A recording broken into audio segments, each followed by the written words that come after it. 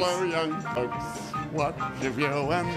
It's time for us to see what's doing. Liberace's turning on. 9 at 9 is really groovy. Feeling groovy. All right, number 9, time for a game called Where Are They Now? Daniel Brisba, she was Archie and Edith's 9-year-old niece, Stephanie, on All in the Family. She also appeared on the show sequel, Archie's Place. She had other TV roles in the 80s, then disappeared from the screen, but she's been busier than ever. She's 55 now, very successful in the music industry.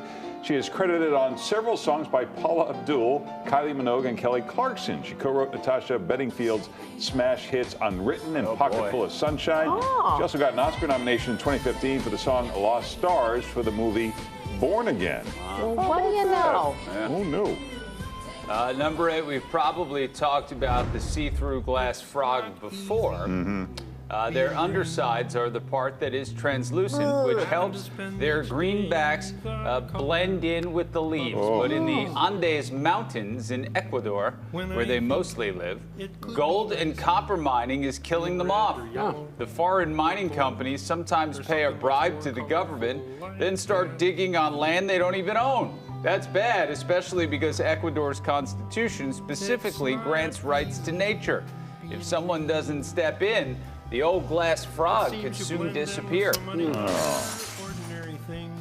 All right, number 7, the Scripps National Spelling Bee is underway. We thought it would be cool to Google some of the kids who won it in years past and see what they're doing as adults. This is Pratyush Budiga.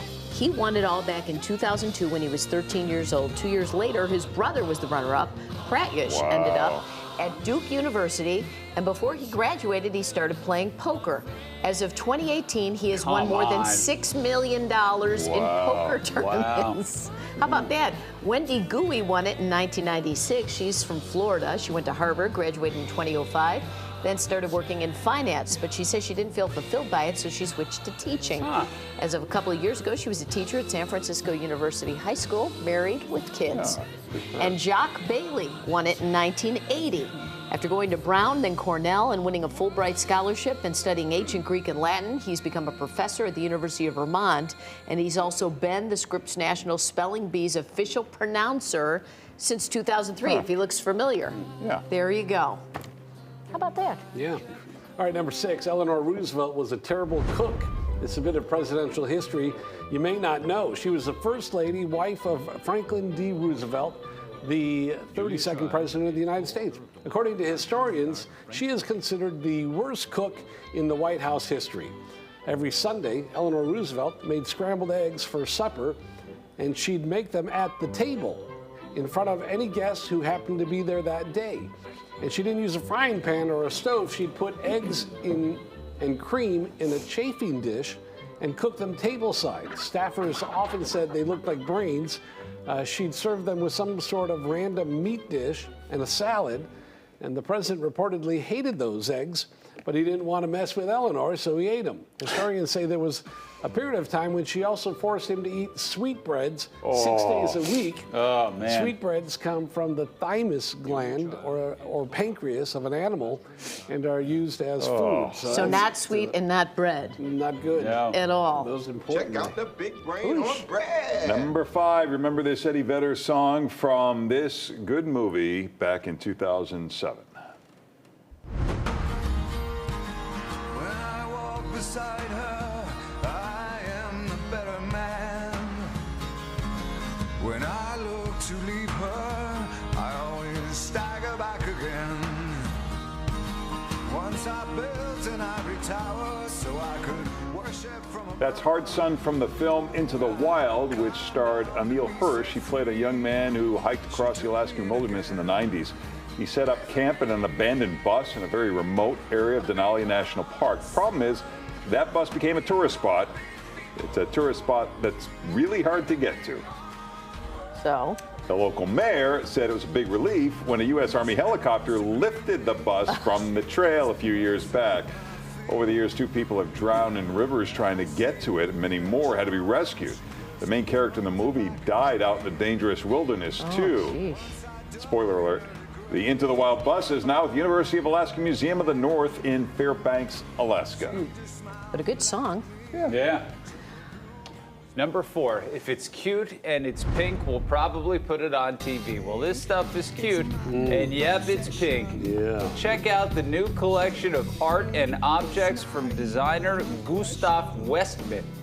There's a Pepto pink-colored Mercedes-Benz, a foldable picnic setup, and a special custom tray exclusively for your hot dogs. This stuff is a bit pricey, but who are we to put a price on whimsy? As we know, whimsical things are priceless. The 30-year-old Swedish designer got huge in 2020 when he got popular on social media with all the it girls, and then started selling his home decor online. So you can actually use this stuff, or is it art that sits out on your lawn? I don't know. I don't much care, to be honest. All right, number 3, check this out. The Bondi Icebergs pool. If I'm mispronouncing that, I apologize. Located along the shore of Bondi Beach in Australia, it's been around for more than 100 years, and it's open to the public. The water in the pool is chilly in the off-season because it comes directly from the ocean. It's not heated. It's probably the most photographed pool on Earth. Bondi Icebergs is open all year round. If you're ever in Australia, it will not cost you much to visit. A day pass is $9, $6 for kids and senior citizens. But the water's chilly. Whew. Look at that. Okay, number 2, looking to get healthier this summer, try this trend from Japan, interval walking. All you need to do is walk at a quick pace for 3 minutes, then slow down for 3 minutes. It's all about getting your heart rate up and bringing it back down. And you know how much we love walking trends around here. Take a look.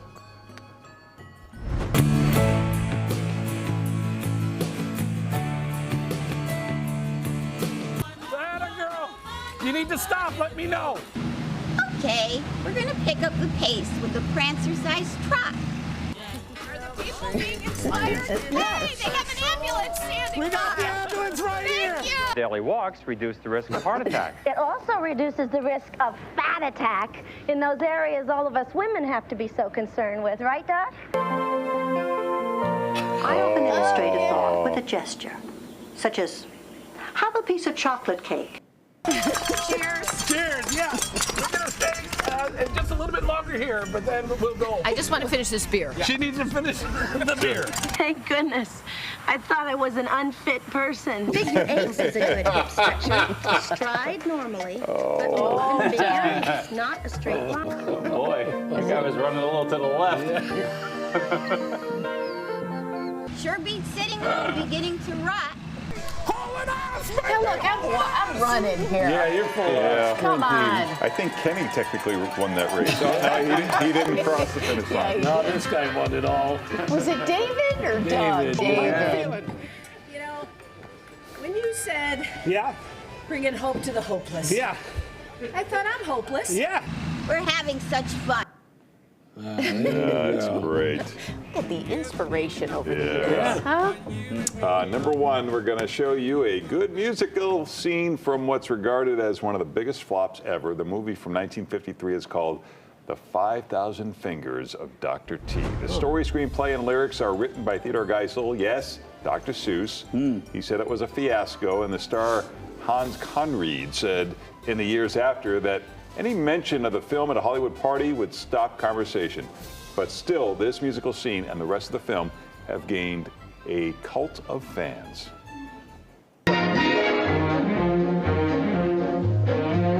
I want my undulating undies with the marabou frills. I want my beautiful bolero with the porcupine quills. I want my purple nylon girdle with the orange blossom buds. 'Cause I'm going do-me-doing in my do-me-do-duds.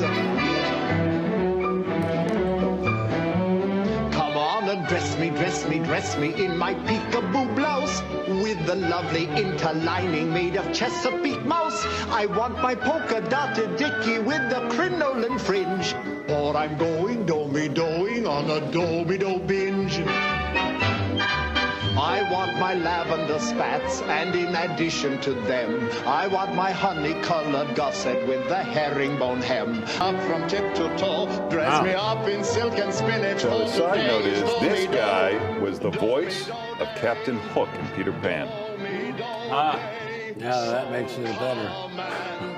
Never seen this. I've never seen this. I've never heard of this. No, I feel like It's I was awful. okay without seeing it. And camembert cheese. Come on and dress me up in pretzels. Dress me up in bought beer. Was that 5,000 fingers too? Yeah, I don't know where that comes in. Maybe he grows them later. Oh, here we go. Oh, yeah. Oh, yeah.